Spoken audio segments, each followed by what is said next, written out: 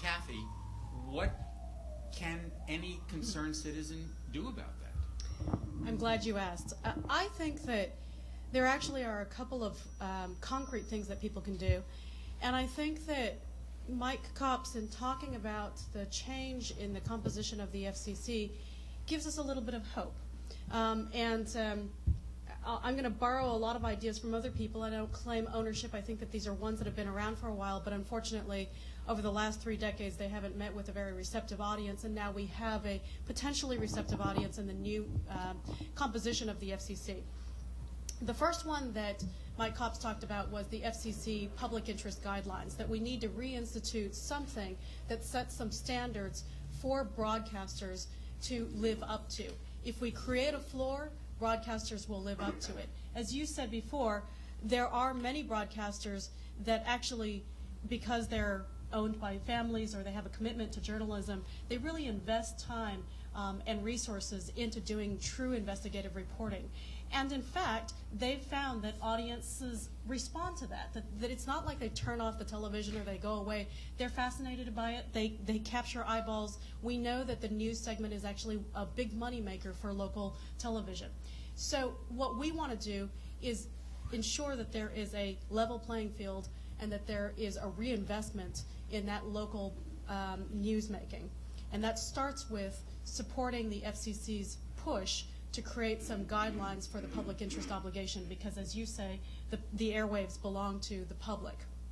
We need to create that space by writing to our electeds, by writing to the FCC, by writing to President Obama and reminding them that this is something that we think is important, that despite the erosion over the last 30 years, that now is the time for us to make a change when that window is open. The second is a very easy one, and I'm going to borrow this from Matthew Hale.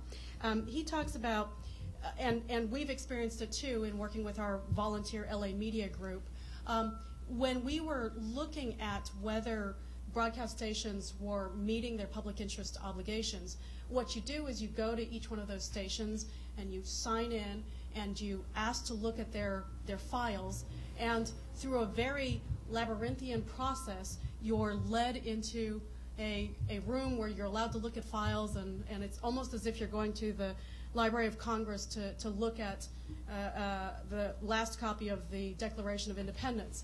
And it is a process that, frankly, if we believe strongly that the public interest obligation should mean something, that the easiest thing for those stations to do would be to put it up on the web, and then to send it to the FCC so that it can be all put into a single website, so that the public can very easily see and judge for themselves whether our stations are meeting their obligations. I thought it was very interesting, and Matthew, I'll leave you to tell some of the better stories, but in culling through those reports, USC found that some of the stories that were being listed as meeting the public interest obligation included 40-some stories on the Michael Jackson death, a story about a wave washing somebody over in Maine.